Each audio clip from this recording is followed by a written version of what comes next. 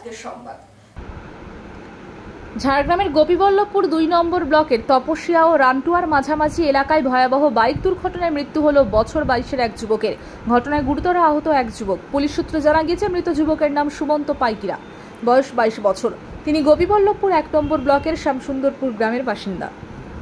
আহত যুবকের নাম অমল দেহুরি। জানা গেছে, রবিবার সকালে দুজন একসঙ্গে বাড়ি থেকে বেরিয়ে গিয়েছিলেন এক বন্ধুর বাড়িতে।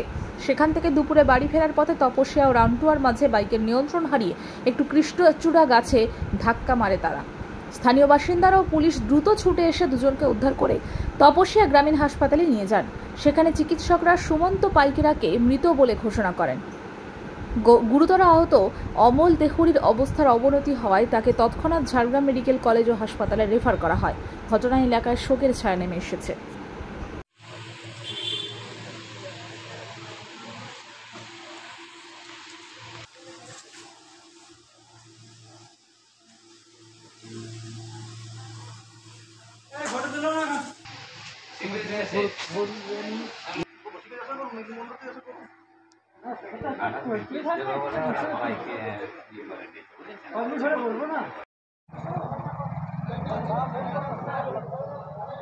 নিয়ে বেয়া নাড়া গাড়ি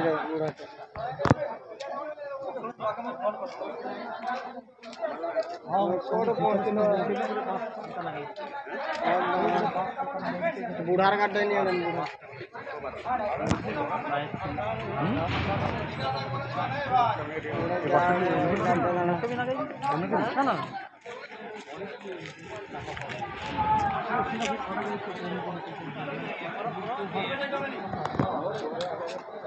সেইখানটায় একবার দাঁড়াবো, পুলিশ হচ্ছে ওখানে, সেইখানটায় অ্যাক্সিডেন্ট যেখানে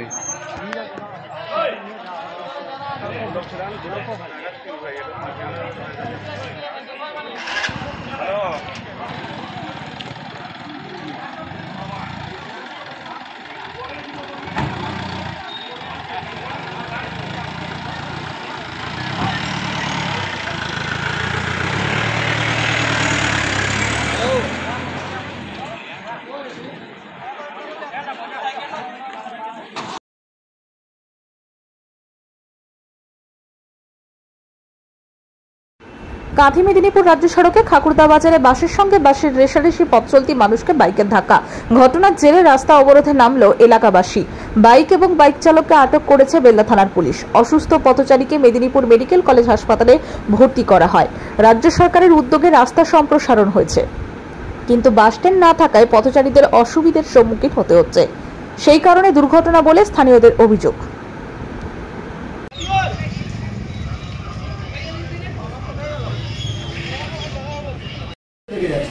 কিন্তু যেটার মতো করে তখন বসালে ভিডিও নিয়ে রাস্তার উপরে সেখানে তো মুশকিল হবে না, এই জন্য তো হবে না।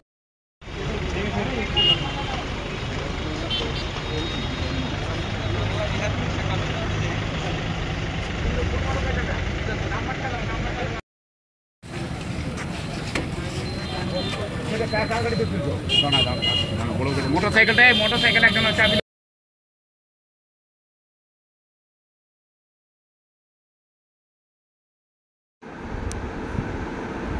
সিআইটিইউর ১০ম জেলা সম্মেলন অনুষ্ঠিত হল রবিবার বেলদা গঙ্গাধর একাডেমিতে। এদিন জেলার প্রায় ৫০০ প্রতিনিধি সম্মেলনে অংশ নেন। সামনে বিধানসভা নির্বাচন, আর তার আগে ফের লাল ঝান্ডার সম্মেলন ঘিরেছিল নেতাদের ব্যাপক তৎপরতা। এদিন পশ্চিম মেদিনীপুর জেলা সম্মেলন শুরুর আগে বেলদা শহরে লাল ঝান্ডা নিয়ে মিছিল করলেন সিআইটিইউ সদস্যরা। এরপরে শহীদ বেদিতে মাল্যদানের পরে সম্মেলন শুরু হয়। বিশেষ করে কেন্দ্র রাজ্য সরকার যেভাবে শ্রমিকদের কাজ কেড়ে নিচ্ছেন তার প্রতিবাদে সরব হন নেতৃত্বরা।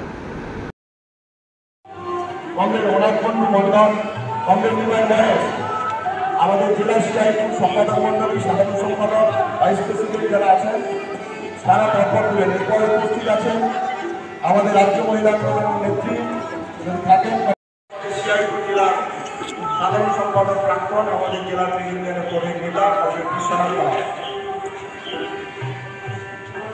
এআইটিউসির পক্ষে কংগ্রেস বিপ্লব ভট্ট, বিপ্লব এসেছেন। সিইউসিসির পক্ষে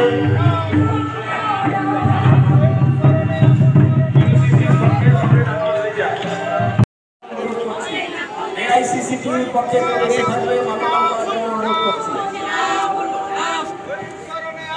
আমাদের উপস্থিত আছেন আমাদের জেলা সিআইটি সম্পাদক মন্ডলী সম্পাদক এবং সভাপতি। বাইরে যাবেন না, দ্রুত হলে চলে যাবেন। জেলা সম্পাদক কিন্তু অবস্থান এখান থেকে গড়ে দিচ্ছে, সেই মতো আপনারা রিপোর্ট করবেন, সেটা প্রস্তুতি দিয়ে আলোচনা করে নেবেন। আচ্ছা, তবে ওখানে ঘোষণা করবো, তবুও বলে দিচ্ছি যে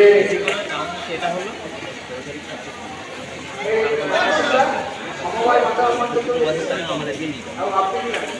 বাঁচাও মঞ্চের মধ্যে রশিদ সরকার। আচ্ছা,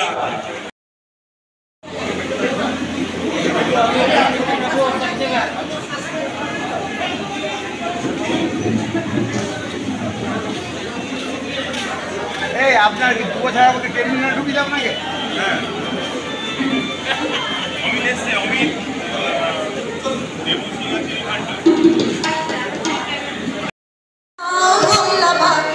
আমাদের শান্তি সুখ করতে চাই তোরা, আর যত যুদ্ধবার দেখানা হামলাবার, আমাদের শান্তি সুখ করতে চাই তোরা। তৈরি কর, যুদ্ধ নয় তোর বাবা, তোর বাবা যুদ্ধ নয় তোর বাবা।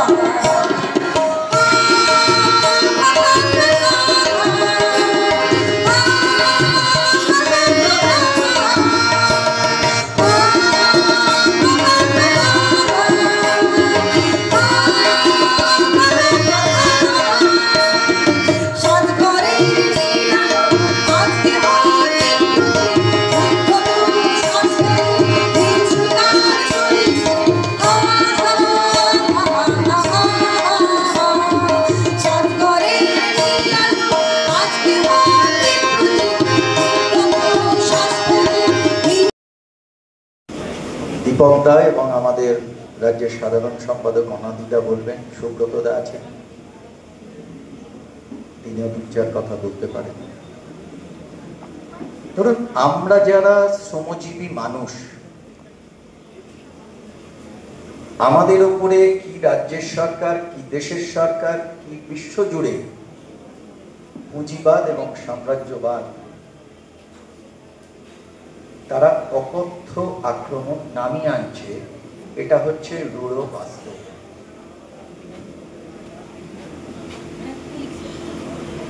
এর বিরুদ্ধে যখন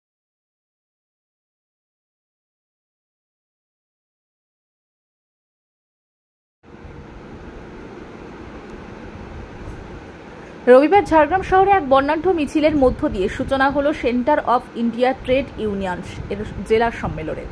শহরের বিভিন্ন প্রান্ত ঘুরে মিছিলটি শেষ হয় সম্মেলনস্থলে। শ্রমজীবী মানুষের সক্রিয় অংশগ্রহণে মুখরিত হয়ে ওঠে ঝাড়গ্রামের রাজপথ। মিছিলে অংশগ্রহণকারীদের হাতে ছিল সংগঠনের লাল পতাকা ও নানা দাবি দেওয়া সংবলিত প্লাকার্ড। এই উপলক্ষে উপস্থিত ছিলেন সিআইটিইউর জেলা ও রাজ্য স্তরের নেতৃবৃন্দ। তারা কেন্দ্রীয় বিজেপি সরকারের শ্রমিক বিরোধী নীতির বিরুদ্ধে তীব্র প্রতিবাদ জানান এবং শ্রমজীবী মানুষের অধিকারের পক্ষে জোরালো বক্তব্য রাখেন।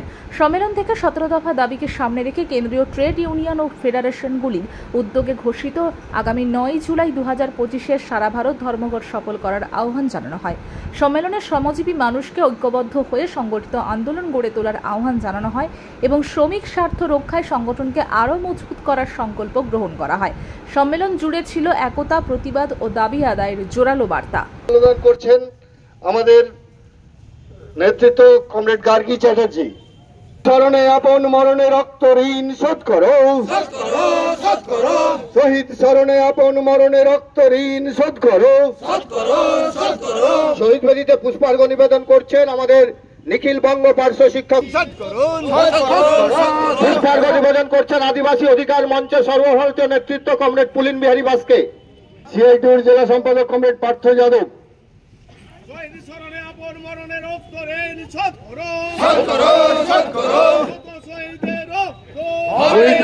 পুষ্পার্ঘ নিবেদন করবেন সারা ভারত কৃষক সভার জেলা সম্পাদক কমরেড দিবাকর হাসদা।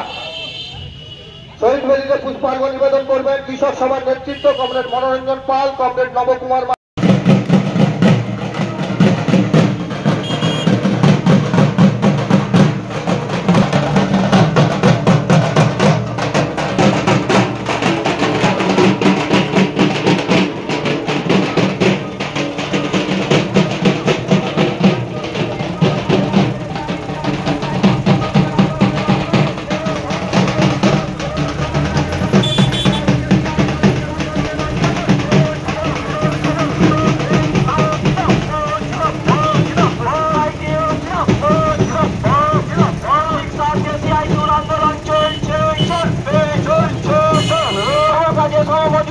100 দিনের কাজ চালু থাকলেও পশ্চিমবাংলায় 100 দিনের কাজ হচ্ছে না কেন? অপদার্থ মহামাটি মানুষের সরকার জবাব দাও, জবাব চাই, জবাব দাও। 100 দিনের কাজকে 200 দিন করার দাবিতে সিআইটিউর জেলা সম্মেলন সফল করুন, সফল করুন, সফল করুন। সিআইটিউর আন্দোলন চলছে, চলছে, চলছে, চলছে। সরকারের জনতার প্রতিরোধী নীতির প্রতিবাদে সিআইটিউর প্রথম জেলা সম্মেলন সফল করুন, সফল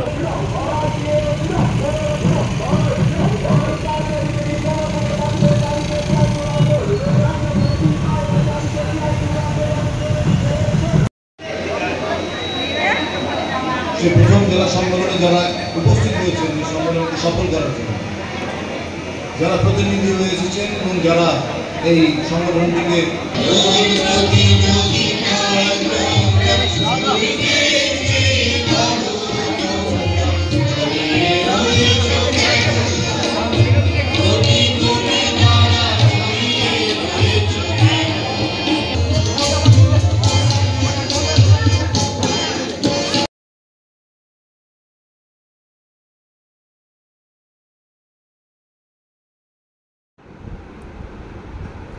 গতকাল রাতে ঝাড়গ্রাম ব্লকের কুণ্ডলডিহি গ্রামে একটি হাতি খাওয়ারের খোঁজে ঢুকে পড়ে। স্থানীয় সূত্রে জানা গেছে, হাতিটি একটি কাঁঠাল গাছ থেকে কাঁঠাল পেড়ে খেতে শুরু করে। গ্রামের বাসিন্দারা আতঙ্কে পড়ে যায় এবং হাতিটিকে তাড়াতে থালা বাজানো, মশাল জ্বালানো সহ নানা উপায়ে চেষ্টা করে।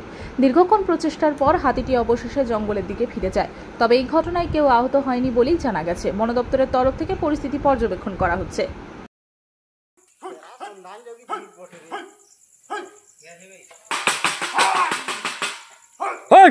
চল আবে দুটা নিয়ে গেলি ভাই।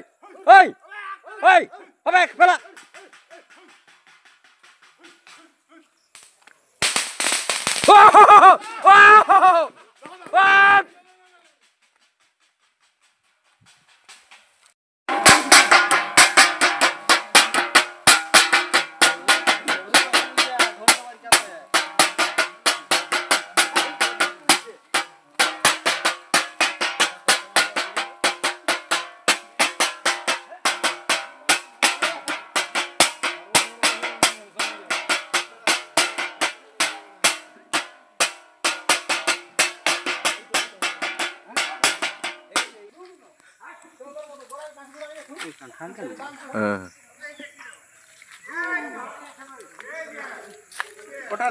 দুটা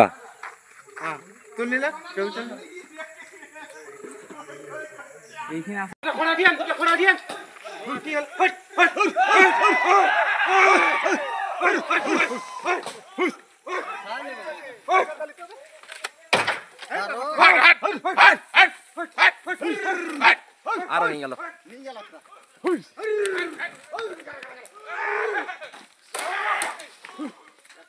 নিয়ে গেল আরো। আজ সারা রাত সাতাবো বসে হবে।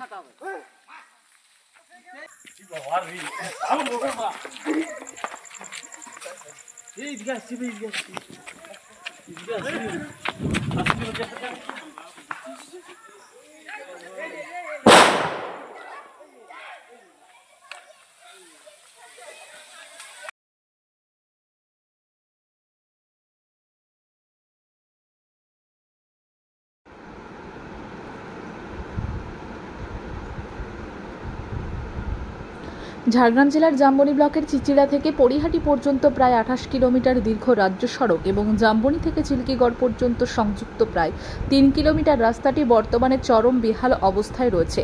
বর্ষার সময় এই রাস্তাগুলির অবস্থা আরও শোচনীয় হয়ে ওঠে।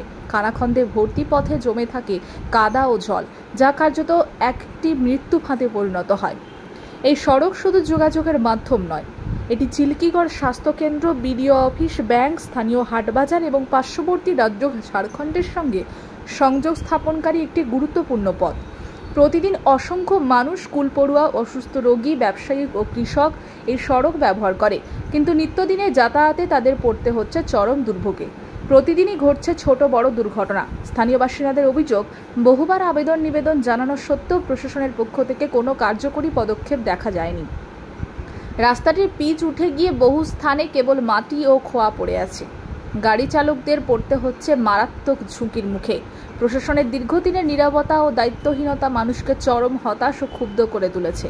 গ্রামের মানুষ, গাড়ি চালক, ব্যবসায়ী ও ছাত্রছাত্রী সকলের মুখে আজ একটাই প্রশ্ন, নিরাপদ রাস্তা কি কেবল কাগজে কলমেই সীমাবদ্ধ থাকবে? অবিলম্বে রাস্তা সংস্কারের দাবি উঠেছে এলাকায়। আর কতদিন অপেক্ষা করতে হবে নিরাপদ সড়কের জন্য?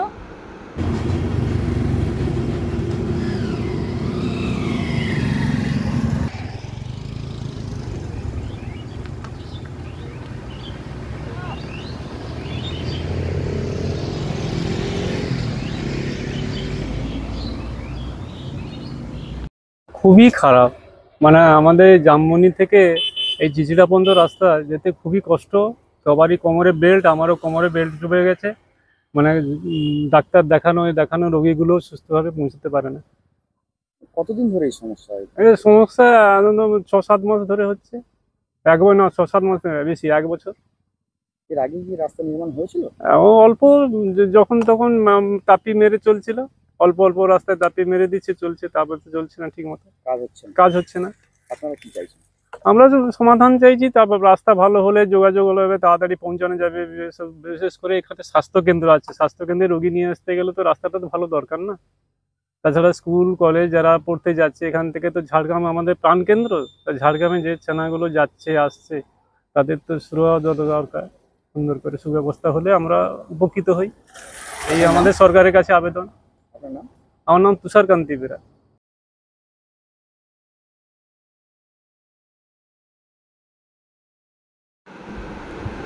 ঝাড়গ্রাম ব্লকের গড় শালবনী, জিতুশোল সহ আশেপাশের প্রায় 10টি গ্রামে চরম পরিবেশ দূষণের বিরুদ্ধে বিক্ষোভে ফেটে পড়েছেন স্থানীয় মানুষ। অভিযোগ, এলাকার স্পঞ্জ আয়রন কারখানাটি একাধিকবার জোরপূর্বক জমি দখল, কৃষির জমিতে ধূলিকণা ফেলা এবং দূষিত জল ছেড়ে জমির ফসল নষ্ট করার মতো কাজ করেছে। এর ফলে পরিবেশ যেমন বিপর্যস্ত হয়েছে, তেমনি জীবজন্তু ও মানুষের স্বাভাবিক জীবনযাপনও হয়ে পড়েছে দুর্বিষহ। স্থানীয় বাসিন্দাদের দাবি, তারা বহুবার স্থানীয় প্রশাসনের দ্বারস্থ হয়েছেন এই দূষণ এবং জমি দখলের বিষয়, কিন্তু প্রশাসনের তরফ থেকে কার্যত কোনো দৃশ্যমান পদক্ষেপ না নেওয়ায় বাধ্য হয়েই এবার রাস্তায় নেমেছেন গড় শালবনী ও আশেপাশের গ্রামের মানুষ। হাতে প্লাকার্ড, মুখে স্লোগান, আমাদের জমি ফেরাও, শুদ্ধ পরিবেশ চাই, দূষণ বন্ধ করো। এই দাবিগুলি নিয়ে বিক্ষোভ মিছিল করেন শতাধিক গ্রামবাসী। বিক্ষোভকারী বলেন, কারখানা থাকুক, কিন্তু তার জন্য আমাদের জীবন নষ্ট হবে কেন? জমিতে ফসল হচ্ছে না, বাচ্চারা অসুস্থ হচ্ছে, জল দূষিত, আমরা কোথায় যাব? পরিবেশবিদদের মতে স্পঞ্জ আয়রন উৎপাদনে ব্যবহৃত ধূলিকণা ও রাসায়নিক পদার্থ জল ও বাতাসকে মারাত্মকভাবে দূষিত করে। যদি নিয়ন্ত্রিতভাবে কারখানাটি পরিচালিত না হয়, তাহলে তার প্রভাব ভবিষ্যতে আরও ভয়াবহ হতে পারে। প্রধান দাবিগুলি হলো, জোর করে জমি দখল বন্ধ করতে হবে, জমিতে ডাস্ট ফেলা ও দূষিত জল ছাড়া সম্পূর্ণরূপে বন্ধ করতে হবে, দূষণের কারণে নষ্ট হওয়া ফসলের ক্ষতিপূরণ দিতে হবে, কারখানা কর্তৃপক্ষের বিরুদ্ধে আইনি ব্যবস্থা নিতে হবে, এলাকার পরিবেশ রক্ষা ও পুনরুদ্ধারে প্রশাসনের তৎপরতা নিশ্চিত করতে হবে। এখন দেখার বিষয়, প্রশাসন এবং কারখানা কর্তৃপক্ষ এই দীর্ঘদিনের অভিযোগ ও চলমান আন্দোলনের প্রতি কতটা সংবেদনশীল হয় এবং কোনো কার্যকরী পদক্ষেপ গ্রহণ করে কিনা।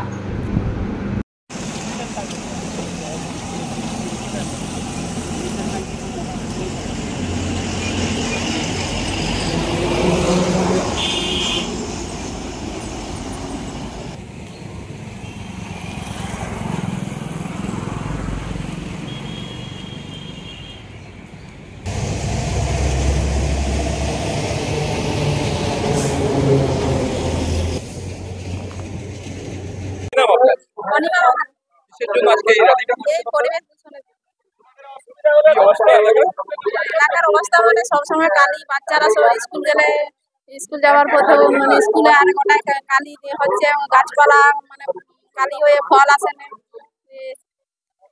আপনারা কি আমরা চাইছি যে এটা এখানে কি এই কারখানা জমিও দখল করে নিচ্ছে? হ্যাঁ, জমি দখল, বাগান বাড়ি সবকিছুই দখল করে নিচ্ছে। স্থানীয় প্রশাসনকে জানিয়েছিলেন এই বিষয়টা? জানানো হয়েছে, কিন্তু কোনো কি নাম? আজকে যদি পরিবেশের কথা ভাবতে চাই, একদিকে সকাল সাঁঝ হাতির হানায় মানুষের প্রাণহানি কিন্তু বেড়ে চলছে। তো আজকে সবার কাছে একটা বিশেষ অনুরোধ, আজ বিকাল 5টার সময় শালবনী ফুটবল মাঠে রঘুনাথ মাহাতো মূর্তির হাতি সংক্রান্ত বিষয় নিয়ে আমরা কিন্তু চূড়ান্ত সিদ্ধান্ত নিতে চলেছি এই এলাকার মানুষ। তো হাতি নিয়ে একটা সবাইকে একটা সুষ্ঠু সমাধান করা দরকার এবং এই একটা সবাই মিলে একটা সুচিন্তিত মতামত দিয়ে আমরা কিন্তু একটা চূড়ান্ত সিদ্ধান্ত নেব। তাই এলাকার সমস্ত পরিবেশ প্রেমী এলাকার হাতি সবাই যেন এসে নিজস্ব মতামত দিয়ে আমরা একটা সুষ্ঠু চিন্তা ভাবনা করি। সংবাদ এই পর্যন্ত। নমস্কার।